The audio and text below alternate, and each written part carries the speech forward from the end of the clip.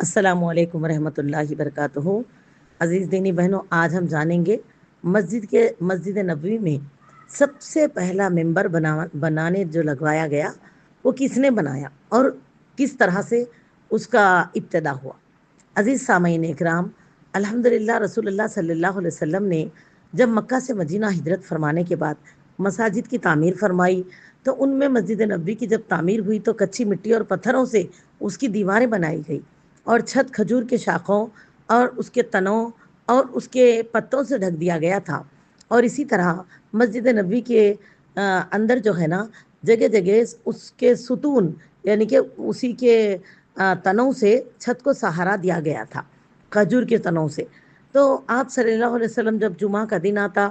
اور خطبہ دینے کے لیے مسجد نبوی میں تشریف فرما ہوتے تو آپ صلی اللہ علیہ وسلم میں کھجور کا تنا تھا، اس سے ٹیک لگا کر آپ صلی اللہ علیہ وسلم خطبہ ارشاد فرماتے اور صحابہ سب جو ہے اس سے مستفید ہوتے، صحابہ صحابیات۔ لیکن اس بات کا ان کے دلوں کو احساس ہوتا کہ ہم سب بیٹھ کر خطبہ سنتے ہیں اور آپ صلی اللہ علیہ وسلم ٹہر کر خطبہ ارشاد فرماتے ہیں، تو اس سے جو ہے ان کے دلوں کو تھوڑا سا تکلیف سی ہوتی کہ نبی کریم صلی اللہ علیہ وسلم کی اس تکلیف کو ہم کیسے دور کریں۔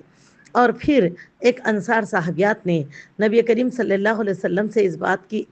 اجازت لینے کی کوشش کی کہ آپ صلی اللہ علیہ وسلم اگر اجازت دے دیں تو ہم آپ کے لیے ایک ممبر کی تعمیر کر دیں گے تاکہ آپ اس پر اطمینان سے بیٹھ کر خطبہ دے سکیں انشاءاللہ تعالی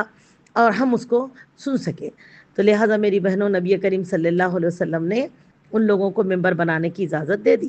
الحمدللہ۔ اور یہ ہے صحیح بخاری کی حدیث ہے، یہ حدیث نمبر 3584 یعنی 3584، جس میں آپ دیکھیں گے روایت ہے جابر بن عبداللہ رضی اللہ تعالیٰ عنہما۔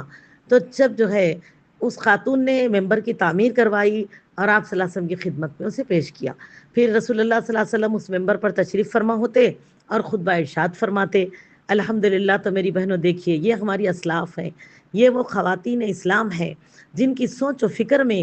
دین کی خدمت ہوتی تھی، اسلام کی اشاعت کے کام ہوتے تھے، محمد صلی اللہ علیہ وسلم کو سہولت پہنچانے کے کام ہوتے تھے، اللہ کی فرما برداری والے کام ہوتے تھے۔ دیکھیے آج ہم دیکھتے ہیں کہ ہم خواتین ایسا کیا کام کر رہی ہیں۔ دیکھیے ہماری زندگیوں کو، اگر اللہ ہمیں مال دے بھی تو ٹی پارٹی، کٹی پارٹی، بیوٹی پارلرز، اس پہ ہمارا پیسہ خرچ ہو رہا۔ اب یہاں آپ دیکھیے ان لوگوں کی فکر کیا تھی اسلام میں آنے کے بعد۔ عزیزو، ہم کو بھی اپنے